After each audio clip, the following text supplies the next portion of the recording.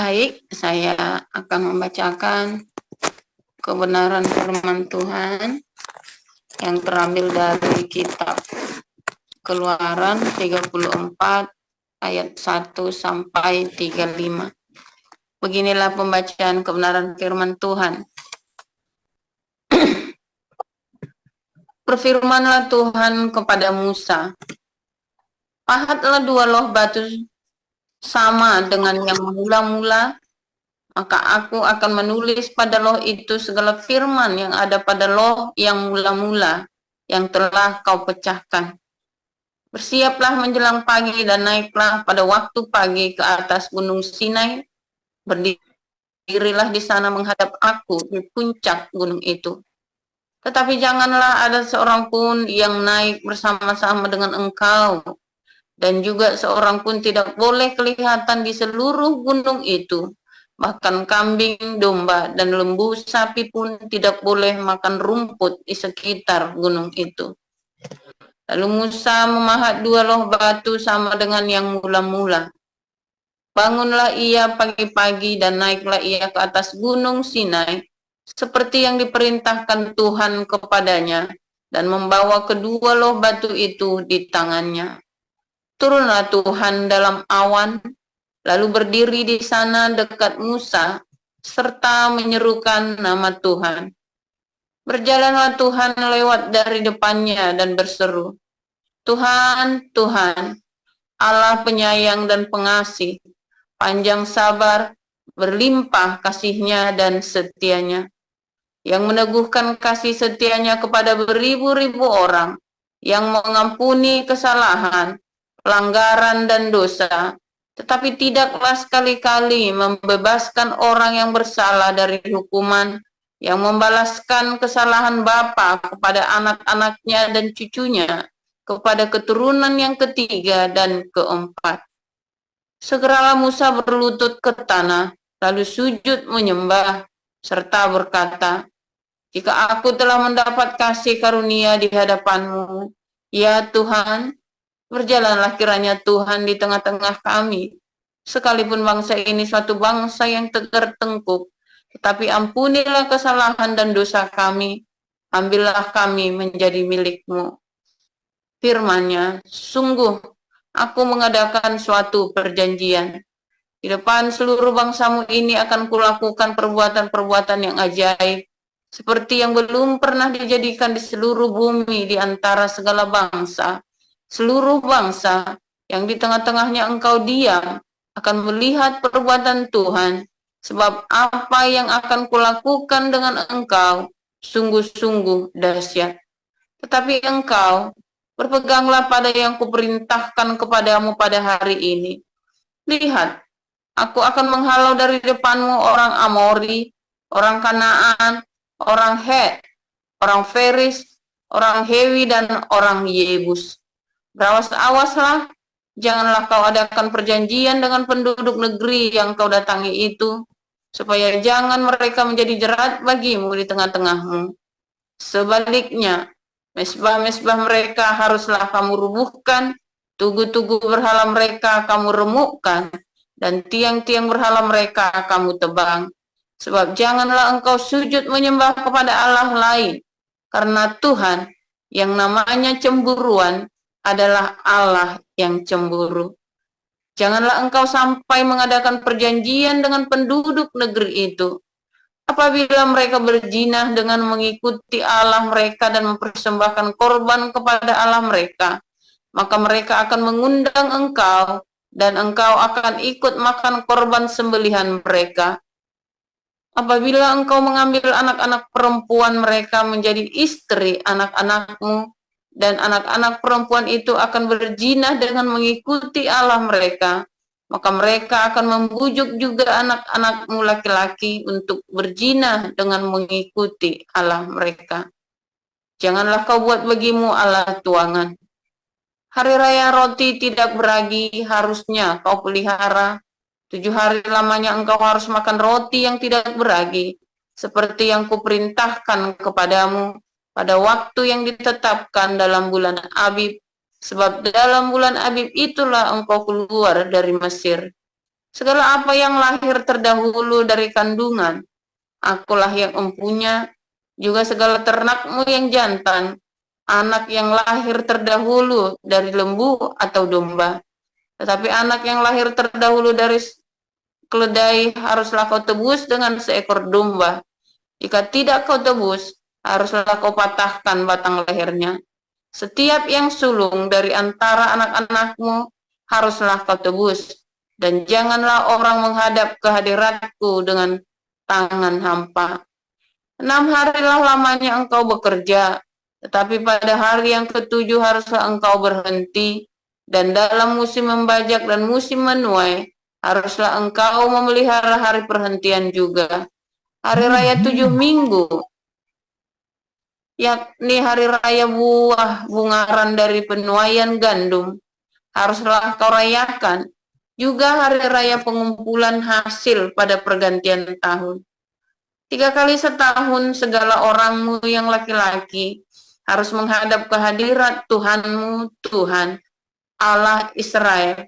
Sebab aku akan menghalau bangsa-bangsa dari depanmu dan meluaskan daerahmu, dan tiada seorang pun yang akan mengingini negerimu apabila engkau pergi untuk menghadap ke hadirat Tuhan, Allahmu 3 kali setahun. Janganlah darah korban sembelihan yang kepadaku kau persembahkan beserta sesuatu yang beragi. Dan janganlah ada dari korban sembelihan pada hari raya Paskah bermalam sampai pagi. Yang terbaik dari buah bungaran hasil tanahmu haruslah kau bawa ke dalam rumah Tuhan Allahmu. Janganlah engkau masak anak kambing dalam susu induknya. Berfirmanlah Tuhan kepada Musa, tuliskanlah segala firman ini, sebab berdasarkan firman ini telah kuadakan perjanjian dengan engkau dan dengan Israel. Dan Musa ada di sana bersama-sama dengan Tuhan 40 hari 40 malam lamanya, tidak makan roti dan tidak minum air, dan ia menuliskan pada loh itu segala perkataan perjanjian, yakni ke-10 firman. Ketika Musa turun dari gunung Sinai, kedua loh hukum Allah ada di tangan Musa ketika ia turun dari gunung itu. Tidaklah ia tahu bahwa kulit mukanya bercahaya oleh karena ia telah berbicara dengan Tuhan. Ketika Harun dan segala orang Israel melihat Musa, tampak kulit mukanya bercahaya, maka takutlah mereka mendekati dia. Tetapi Musa memanggil mereka, maka Harun dan segala pemimpin jemaah itu berbalik kepadanya, dan Musa berbicara kepada mereka. Sesudah itu mendekatlah segala orang Israel, lalu disampaikannya lah kepada mereka segala perintah yang diucapkan Tuhan kepadanya di atas gunung Sinai. Setelah Musa selesai berbicara dengan mereka, diselubunginya lah mukanya.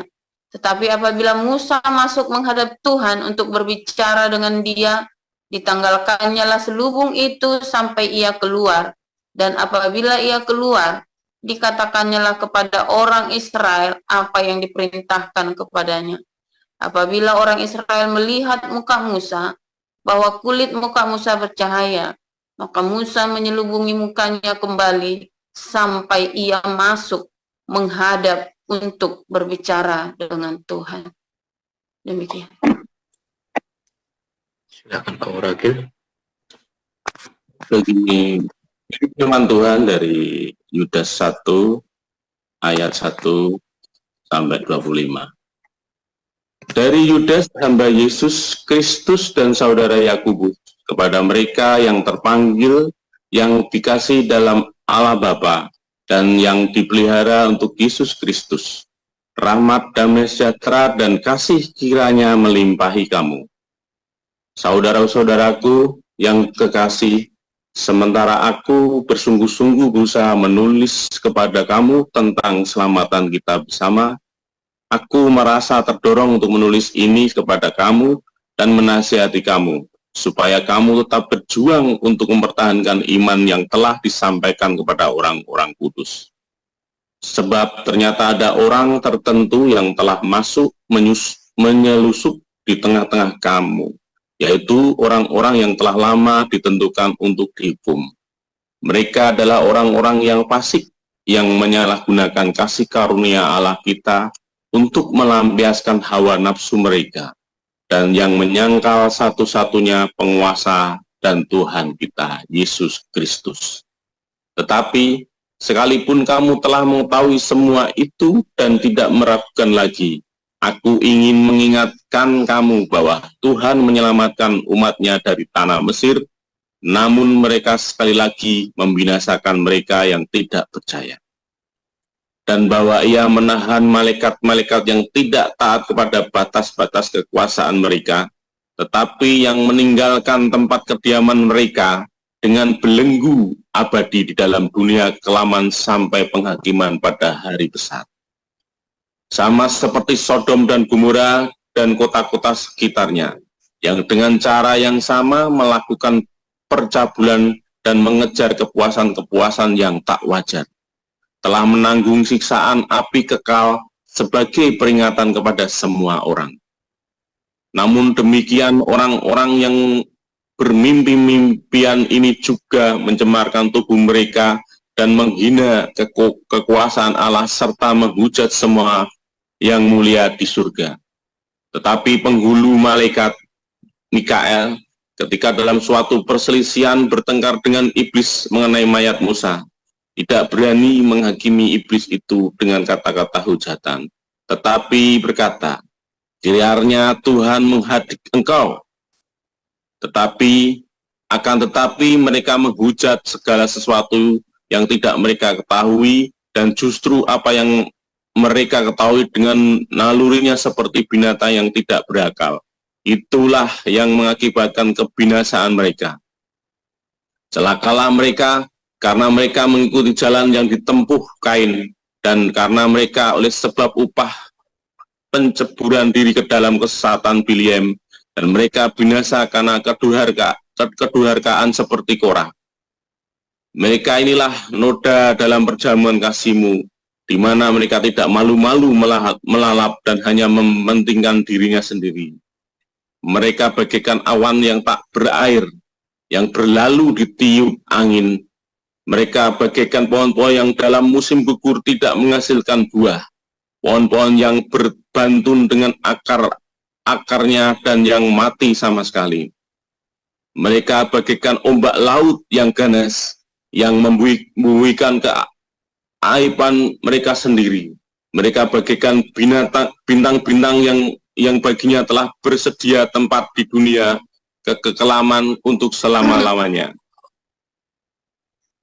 Juga tentang mereka, Henok, keturunan ketujuh dari Adam, telah bernubuat katanya, "Sesungguhnya Tuhan dengan beribu-ribu orang kudusnya hendak menghakimi semua orang dan menjatuhkan hukuman atas orang-orang fasik, karena semua perbuatan fasik yang mereka lakukan dan karena semua kata-kata nista yang diucapkan orang-orang berdosa yang fasik itu terhadap Tuhan. Mereka itu orang-orang yang menggerutu dan mengeluh tentang nasibnya, hidup menurut hawa nafsunya, tetapi mulut mereka mengeluarkan perkataan-perkataan yang bukan, dan mereka menjilat orang untuk mendapatkan keuntungan. Tetapi kamu saudaraku yang kekasih, ingatlah akan apa yang dahulu telah dikatakan kepada kamu oleh rasul-rasul Tuhan kita Yesus Kristus. Sebab mereka telah mengatakan kepada kamu, menjelang akhir zaman akan tampil pengecek-pengecek yang akan hidup menurut hawa nafsu kefasikan mereka. Mereka adalah pemecah belah yang dikuasai hanya oleh keinginan-keinginan dunia ini dan hidup tanpa Roh Kudus.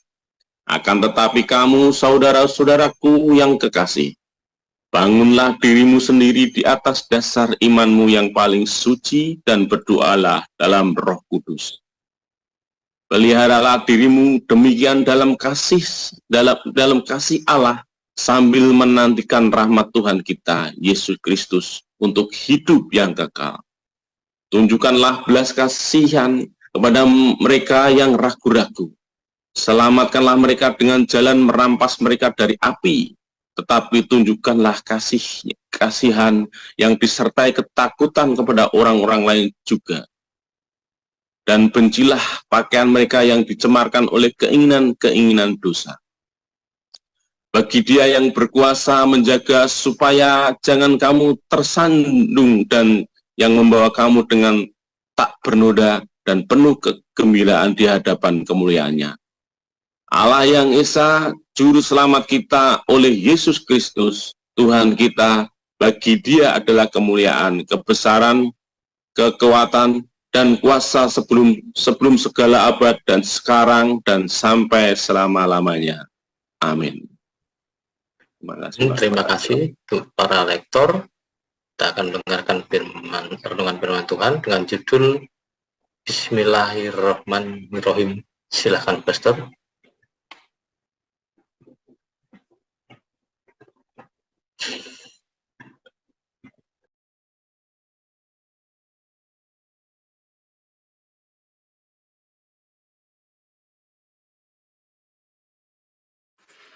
Haleluya, luar biasa firman Tuhan, selalu baru setiap hari buat kita yang menanti-nantikan Tuhan dengan cinta dan dengan kemurahan hati, saudara ya.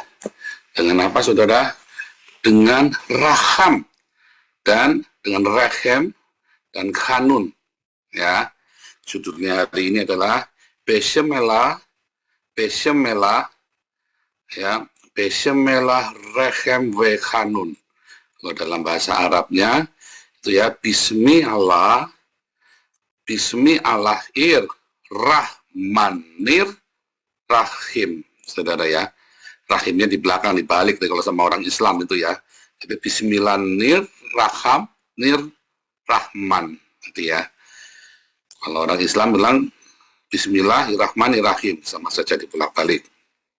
Ya, Besemela, waktu Musa jalan itu, lalu dari belakang bergema suaranya ya, Adonai, Adonai. Tapi kalau ini nggak bilang Adonai ya, kenapa? Kan ini Allah sendiri yang bilang. Dia bilangnya apa? Yehova El Raham Ve Hanun, saudara. Wah, itu luar biasa sekali, saudara ya. Kalimat itu adalah kalimat yang saya mencoba merekonstruksi ulang, saudara ya. Waktu Musa jalan ya, masuk di dalam itu ya, di dalam awan itu ya, Shekinah glory yang begitu pekat itu, dia jalan ya, saudara, tiba-tiba dari belakang ada suara Yehova El, ya, roh spirit, saudara. El yang raham, kandungan ya, raham itu dari kata kandungan ya, perut ya, rahim itu ya, di raham Hanun, saudara. Kenapa ada raham? Kenapa menggunakan kata kandungan? Karena dikandung 9 ya, orang bayi itu dikandung 9 bulan oleh seorang ibu. Lalu tiba-tiba ada bonding. Makanya dikatakan nanti ada bonding. Ya, ada kata bondingnya di situ. Kenapa saudara ada bonding? Ada ikatan yang tercipta dengan sendirinya. Kenapa bisa ada cinta? Ya, itu karena Israel itu adalah anak-anak Allah, dilahirkan oleh Allah sendiri. Maka ada cinta di sana, saudara. Ya, dan ada mercy dan compassion, saudara. Ya, ada mercy and compassion. Apa bedanya? Ada Rahman, ada Raham, Rahmat, ada Rahim dan Rahmat, saudara. Ada Rahim dan Rahmat. Lalu dalam Alkitab bahasa Arab jelas ya, Rahim dan Rahmat. Kenapa ada Rahim? Kenapa ada Rahmat? Karena di situ ada cinta dan di situ ada kanun, saudara ya. Ada mercy and grace. Ada belas kasih dan kasih karunia. Ya, saudara, ketika orang-orang Israel ya berjalan keluar dari Mesir dituntun oleh Yehova sendiri, ya saudara ya, Yehova itu sedang mengandung Mesir ini, saudara ya. Jalan dituntun dengan tiang awan dan tiang api, nyebrang laut pun dibelah, ya jalan, mereka jalan tengah. Bayangin, Anda kalau hidup di zaman itu kayak apa tuh, saudara ya? Aduh, ngeri sekali ya, saudara. Anda bekas budak, tiba-tiba Anda melihat satu terang, ada tuntunan tiang awan, tiang api, ya. Lalu jalan tiang awan, tiang api itu, begitu musuhnya datang, tiang awan, tiang apinya pindah, saudara. Badainya itu dari Badai itu Anda jalan mengikuti badai, di siang hari bolong, badai awan, dan badai api. Di siang hari bolong, dan malam hari badai api. Begitu musuh-musuhmu datang membunuh kamu, badainya pindah, geser ke belakangmu, saudara. Lalu orang-orang musuh itu dikacaukan oleh badai. Dan Anda melihat dengan matamu sendiri, tiba-tiba di depan lautnya dibelah, saudara. Lalu Anda jalan di tengah laut. Waduh, jalan di tengah laut, saudara ya. Anda baru lihat laut surut aja udah gumun-gumun ya. Ini lautnya kebelah sampai dari ujung sini sampai ujung sana, saudara. Anda kebayang seperti apa, saudara? Sampai di seberang, kamu melihat gunung itu bergetar, bergoncang, dengan luar biasa sekali. Lalu Musa jalan. Kalau nabinya tetangga saya dulu, kelocot-kelocot, kejang-kejang, melet-melet, matanya melalak putih semua, melet-melet, lalu dibilang nabi, saudara. Kalau ini Musa, ini ngeri, saudara ya. Wah, semua melihat. Nggak bisa disangkal, saudara. Kalau tetangga saya dulu orang epilepsi, dibilang nabi, saudara. Ya kan, setelah saya kalau orang epilepsi, oh ini mau jadi nabi Pak Paul. Oh, ya. Tetangga saya itu ada epilepsi, saudara. Jadi Anda jangan takut kalau punya anak schizofren, kalau Anda punya anak epilepsi, itu cikal bakal nabi, saudara. Aku ketawa, serius, saudara ya. Anda kalau punya anak schizofren, kalau Anda penderita schizofren, ya Anda cikal bakal nabi. Itu Ahmad Fauzi, dosen kita, salah satu dosen kita ya di ABC, Ahmad Fauzi. Dia schizofren, saudara. Dan Nabi itu kalau panggil Nabi tidak mau, saudara ya. Kayak Ahmad Fauzi ini panggil Nabi tidak mau, tapi kalau ngomong dia jitu, saudara. Si Ahmad Fauzi. Ya dulu ada rekan, ada sahabat kita dari Indonesia yang mungkin sedang dengarkan di sini ya. Kemarin ke Belanda ya, kita kemarin senang ya makan grillen sama-sama ya, manggang daging domba di rumah saya sama si ibu. Ya, kakak beradik ini ikut kelas kita, saudara ya. Terus dia schizofren, ya. Dia ini schizofren. Lalu apa, saudara? Tapi waktu dia ngomong, waktu dia meramalkan itu ya, Galarua itu, yang dia ngomong tepat semua, saudara. Anda boleh percaya, boleh enggak ya. Sebelumnya dia sudah ngomong ya, oh, ini orang ini begini, ini orang ngocek tengah malam, saudara, misu-misu, saudara ya. Waktu itu dia nggak minum obatnya. Terus dia misu-misu, orang ini begini, orang itu begitu, saudara. Yang dia ngomong itu tepat semua. Gila, saudara ya. Masih tak simpen WhatsApp-nya, saudara ya. Masih tak simpen. Yang dia ngomong tepat semua, saudara. Ajaib ya. Nah, tapi itu orang-orang itu, orang schizofren, orang-orang delusi, orang-orang epilepsi. Itu kalau Anda bisa menempatkan dengan baik, ya benar, saudara. Ya, dan para nabi, dukun paranormal itu orang-orang tadi malam ya sudah saya jelaskan ya, saudara. Zaman perjanjian lama itu tidak ada orang sakit jiwa, nggak ada orang kerasukan setan, nggak ada. Kenapa? Kalau dia lagi kerasukan, dia jadi medium, maka kita anggap dia itu adalah medium, saudara. Kalau dia lagi kerasukan, misalnya dia kan, wah, dia begitu kan, wah, hebat nih, tepuk tangan, saudara. Langsung kita tambah nomornya apa, Mbak? Langsung gitu. Dulu saya jualan podcast SDSP ya, tiap kali ada orang gila kita ajak masuk, saudara, ke dalam. Kita kasih makan, kita kasih minum, bukan karena saya baik, puji Tuhan, haleluya, diakonia, bukan, udah kasih makan, kasih minum, kita kasih rokok sebungkus ya. Mas, nomornya apa, Mas? Setiap kali ada orang edan, kita panggil orang sakit, kan banyak di Tegal itu orang sakit jiwa, itu gelandangan yang sakit jiwa itu kan, baunya minta segala macam, apa setiap kali orang gila, saya panggil masuk, saudara. Wah, rame, itu teori marketing, cara memasarkan podcast SDSP, saudara ya. Setiap kali ada orang sakit jiwa mesti tajak masuk ke situ, ya, terus dia duduk di situ baik-baik, dia ngerokok, dia gitu ya, wah bangga bener dia ya, setengah telanjang begitu sambil udah tutut baunya minta ampun. Tapi toko saya ramai sekali, saudara. Setelah ada orang sakit jiwanya ini, terus ditanya, setiap orang nanya ngasih rokok, mbak, nomornya apa, mbak? Bener ini orang-orang sakit jiwa, orang pasang nomor ya, saudara. Nggak ada yang tepat, tapi orang ini ngomong, ya saya itu walu, nggak ada yang muncul, saudara. Kalau orang tanya sama saya, kalau ada satu tentara, saudara ya, tentara ini cuma kopral, saudara ya, tapi dia kalau datang sama saya, dia tahu, ini apa, bocoran, 51 Pak, pasang yuk, saya pasang 51 nih, saya udah pasang nih 10.000 Pak.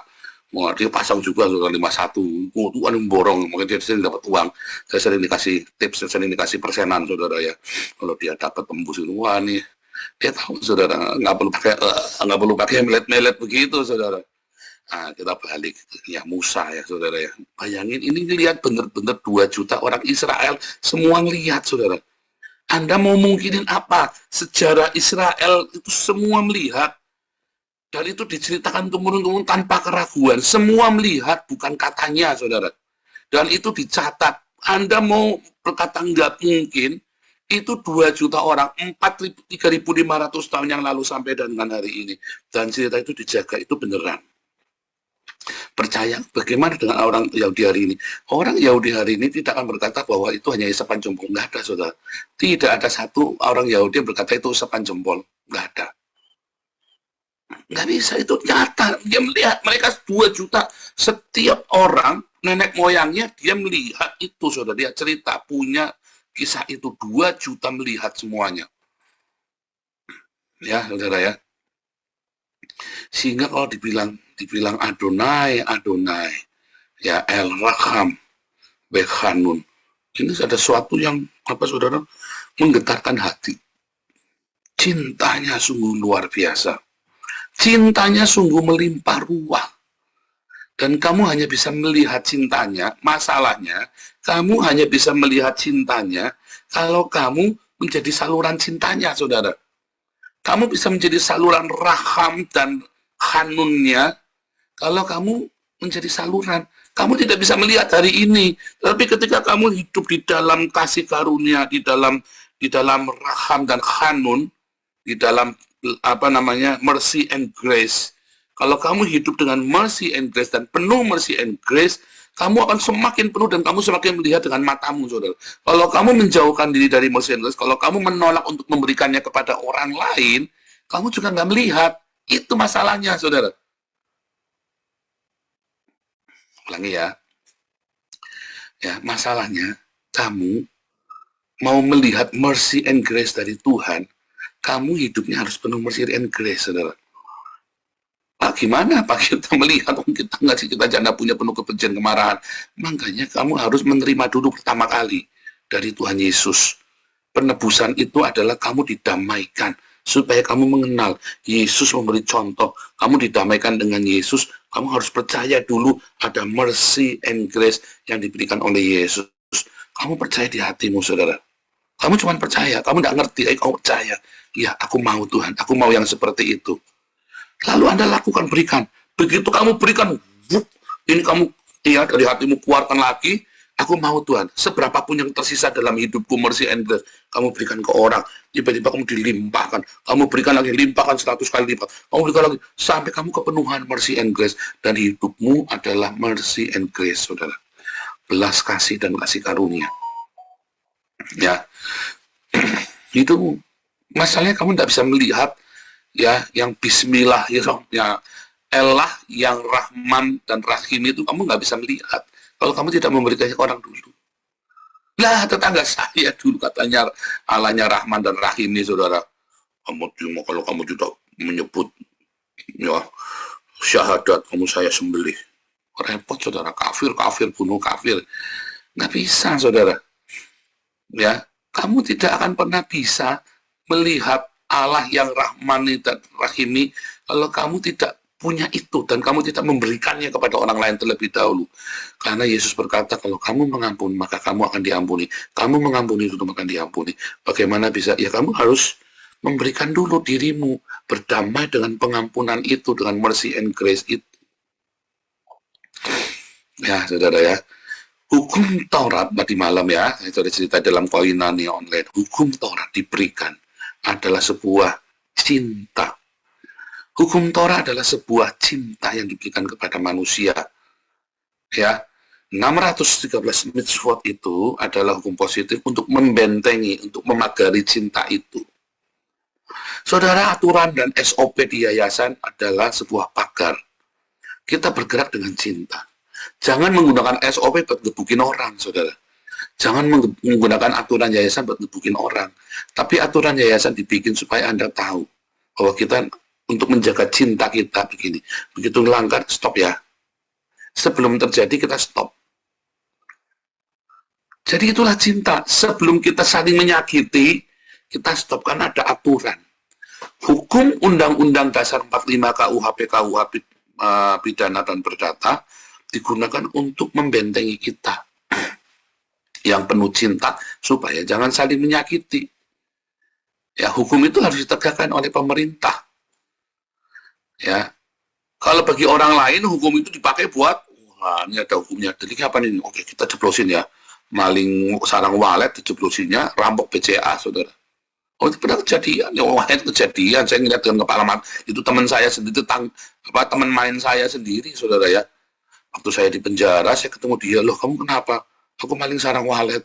Tapi dia tunjukkan ya, di penjara itu kan, ininya kan tinggi sekali, saudara, mungkin bisa 5 meter kali ada di bawah ke atas itu ya. Terus, dia mau betulin lampu yang mati, saudara. Dia cuma pakai bambu dipasang 2, bambu itu ya. Bambu itu kan kecil tuh ya, diameternya paling cuma berapa? 15 cm, saudara, diameternya bambu itu cuma 15 cm paling.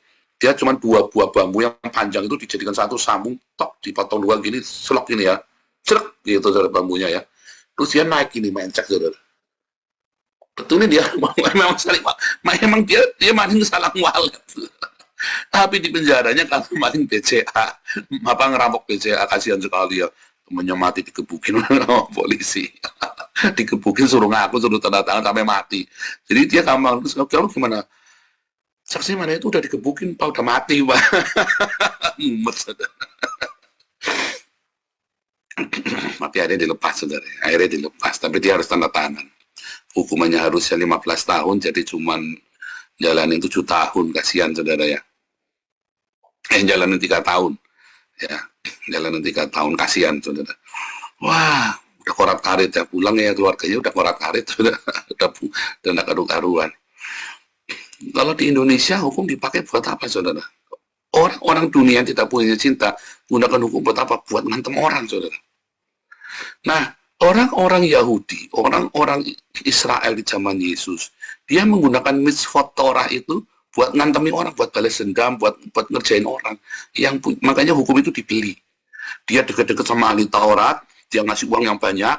Ahli Taurat, ahli hukum ini kan, dia kasih uang ke orang Farisi, disogok, saudara ya, terima uang. Ya, terus orang Farisi yang atau Sanhedrin yang di dalam ini dia serong, saudara. Nah itu, saudara ya, hukumnya dibeli buat nyelakain temennya dia, buat nyelakain musuhnya dia. Itulah yang Yesus tentang, ya, karena hukumnya itu jadi bunyinya sama, tapi maknanya jadi beda. Bunyinya sama, saudara, tapi tujuannya beda. Makanya sama Yesus bilang, hukum ini memang bunyinya ini, ya, midrasnya ini. Tapi ada ini loh, ada hukum yang sama, yang seimbang. Itulah ahli Taurat, saudara. Ada hukumnya ini, ya, berzina, ya, kamu boleh cerai. Tapi ada hukumnya ini loh. Wah, aku boleh mata ganti mata, tapi ada ini loh. Ya, nah Yesus juga ahli Taurat. Ada satu hukumnya, tapi yang lain ditutup-tutup, yang ada ini dibuka sama Yesus. Inilah hukumnya yang lengkap. Oh, yang namanya berzina itu kalau sudah ini koitus. Tapi Yesus bilang apa, saudara? Kamu pengen saja, kamu sudah berzina loh. Oh, jangan membunuh. Kamu benci saja sudah membunuh loh itu. Diajarkan ke intisarinya, saudara. Karena intisarinya adalah di hatimu. Cinta di hatimu. Kamu kalau belajar SOP yayasan, karena cinta, bukan karena pengen gebukin orang, saudara. Ya. Jadi antara kita dengan teman-teman, ya orang-orang yang sudah keluar dari kita tidak benci karena memang tidak ada korupsi, tidak ada perkelahian, saudara. Sebelum terjadi kita stop, kita jengkel, kita kesel, tapi jadi nggak benci karena ya cuma jengkel aja. Kenapa sih kamu mesti begitu? Kan gitu, saudara ya. Tapi kan kita nggak benci. Kenapa ya? Karena memang tidak ada kerugian yang signifikan. Ya namanya orang kepake segala macam ya pasti ada, tapi tidak signifikan membuat kita kudu berantem sampai kayak dulu saya 4 miliar edan, saudara, sampai saya pengen bunuh orang itu, saudara. Kenapa? Karena tidak ada SOP, tidak ada kesepakatan yang disepakati bersama, hitam di atas putih. Itu ya, saudara ya. Makanya sebelum terjadi di stop. Ya, kalau sudah terjadi kita berantem, saudara. Ya, kalau sudah terjadi kita berantemnya nggak ada ampun. Saya bisa kirim orang, saya bisa kirim macam-macam, akhirnya kita menggunakan hukum itu untuk buat ngebukin orang, buat cari masalah. Kalau perlu ya hukuman 1 tahun, lipat gandakan Pak, shock hakimnya. Terakhir saya ya, ini orang udah di penjara, terus jaksanya bilang ada 30 juta, ini hakimnya minta 30 juta, tapi terus tiba-tiba Roh Kudus mengingatkan saya ya, jangan. Wah, saya itu pergumulan yang luar biasa saudara, untuk jangan ngasih 30 juta dia masuk, akhirnya jangan saudara. Itu pergumulan buat saya saudara ya, aduh. Tapi saya bersyukur keputusan saya adalah saya nggak bayar ya untuk memenjarakan dia, untuk keputusan saya. Tadi dia yang bayar ya dia pulang lepas saudara ya. Ya jengkel ya, tapi ya saya tidak kena karma, saudara. Kena karma lagi apa? Saya memutuskan kutuk. Saya nggak mau penjarain orang dengan bayar. Waktu itu ya saya putuskan untuk tidak saudara ya. Nah, begitu saudara ya. Jadi jangan Anda menggunakan hukum itu buat ngebukin orang. Kalau kamu punya cinta, hukum itu tetap jalan. Tetapi bukan buat ngebukin. Hukum itu jalan karena sebagai aturan. Aturan yang disepakati bersama. Tapi ingat, ya kita punya Adonai, Yehova yang penuh dengan cinta yang melimpah. Nah kamu jangan main-main dengan kasih karunia itu saudara. Ya tadi surat Yudas mengatakan, ada orang yang mempermainkan kasih karunia. Oh hati-hati kamu saudara.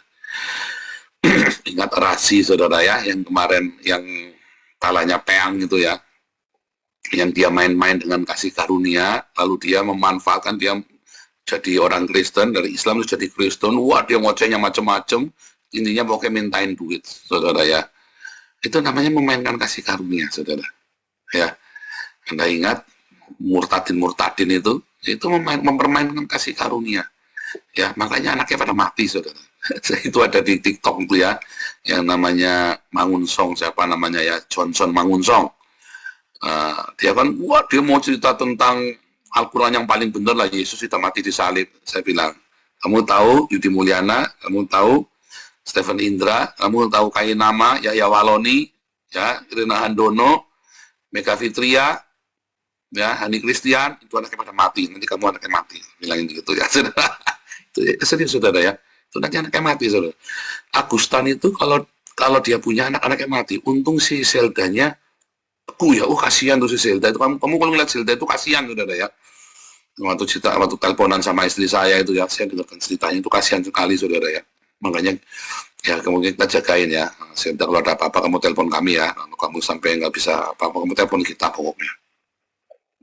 Kasihan saudara kalau ngeliat Zelda itu ya saudara ya. Dia ditekan sama Hani Christian ya, diintimidasi untuk jadi Islam saudara ya.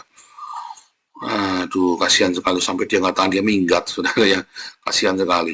Kalau kamu dengar ceritanya itu kasihan lah, lalu jadi tuduhan tidak berbakti apa segala macam. Nah saudara, kamu bayangin ini anak Zelda itu sumuran Miracle, anak saya bayangin kecil begitu ditekan saudara, bingung dan anak bingung saudara, mau ikut bapaknya, ikut ibunya, akhirnya ikut ibunya, tapi kan ibunya bukan orang kaya saudara, akhirnya tidak karu-karuan. Ya kan, ditekan, tapi di dalam tekanan itu ya dia ngomong nasihatin papanya. Akhirnya papanya telepon saya saudara ya, terima Yesus, kembali kepada Tuhan Yesus ya. Dia selamat apa enggak yang tahu Zelda sama papanya itu kan, itu perbincangannya mereka berdua. Kata Zeldanya mau terima Yesus lagi. Kata Zeldanya ya, waktu di ICU itu ya didoain sama Zelda, berdoa bareng di ICU sampai mati itu, doa sama Zelda. Kasihan ya saudara ya, karena mempermainkan kasih karunia saudara. Hati-hati dengan mempermainkan kasih karunia. Memang kasih karunia itu ada saudara, tapi melekat Anda dalam kondisi kamu terpuruk, kelebihan saya khotbahnya nih 11:10, sorry saudara ya. Tetap melekat sama kasih Tuhan. Doa saya dulu apa saudara? Ini tak kasih tahu ya, doa yang paling mujarab saudara. Tuhan, apapun boleh terjadi, jangan lepaskan aku dari tangan Tuhan. Jangan lepaskan aku dari kasih karunia-Mu. Saudara, apapun masalahmu hari ini, doa seperti itu, dengan hati yang hancur. Tuhan, apapun boleh terjadi dalam hidupku, jangan lepaskan aku Tuhan. Itu doa yang didengar sama Tuhan, saudara. Langsung disambut. Kamu akan mengalami badai, kengerian, tapi Tuhan tidak akan lepaskan kamu. Ya, itulah kasih karunia. Itulah El yang Rechem Vechanun, yang penuh dengan belas kasih dan kasih karunia, yang penuh dengan mercy and grace. Tuhan Yesus memberkati.